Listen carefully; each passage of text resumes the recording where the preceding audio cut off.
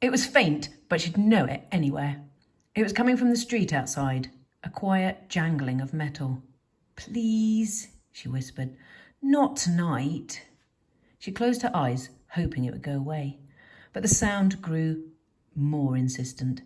She stepped barefoot across the workshop, collecting the oil lamp that hung from the wall. She put her eye to the spy hole to look outside, but the oil lamp in Orphanage Street had gone out, and there was nothing to see but the dark, nothing to hear but the tinkling of metal.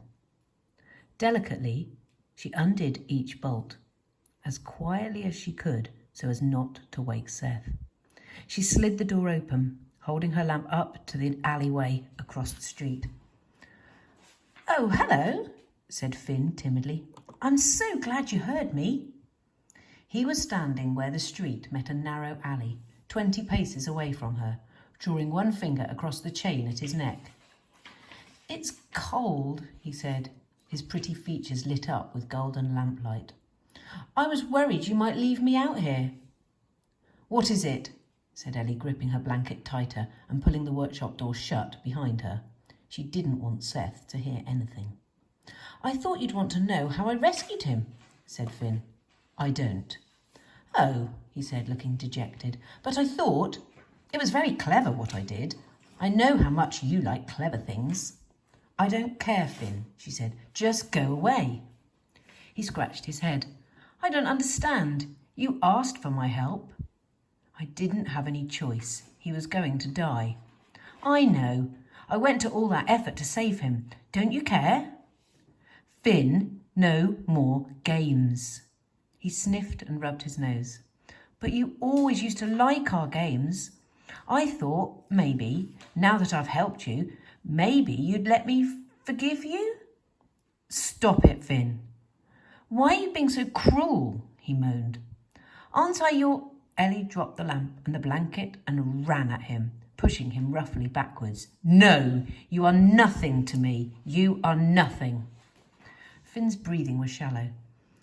"You've got to listen to me. I know you like having Seth around. I know you like the company. And I know that rescuing him makes you feel less guilty about all the terrible things you've done." "Shut up, Finn."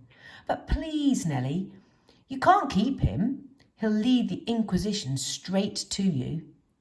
"He's not safe on the streets," said Ellie. "He's staying here and there's nothing you can do about it." Finn scrunched up his face, fat tears dribbling down both cheeks. Ellie fought the maddening urge to comfort him and turned away instead. He spoke in a tiny voice behind her. "But there is something I can do, Nellie. You know there is." The words were like a knife slid between her ribs. Her throat was dry. She turned. "No, you can't." He swallowed, sorrow in his eyes. "I have to do something. It's for your own good." "Finn." "I'm sorry, Nellie. He's innocent. He's done nothing wrong." "It's not safe for you." "No, please. I don't want you to." "But you need me to. I wish it didn't have to be this way." "Yes, you do," Ellie snarled. "You love to see people suffer. You'll enjoy it." Finn stared at her, astonished. "But why would I want that, Nellie? I've never been so cruel. I'd never be so cruel. I only want what's best for you." Again, something deep in the pit of Ellie's stomach pleaded for him to comfort him, and again she silenced it. His eyes were still watery, his bottom lip quivering. He stared pitifully at his feet. Then he looked at her, and the corners of his mouth twitched upward.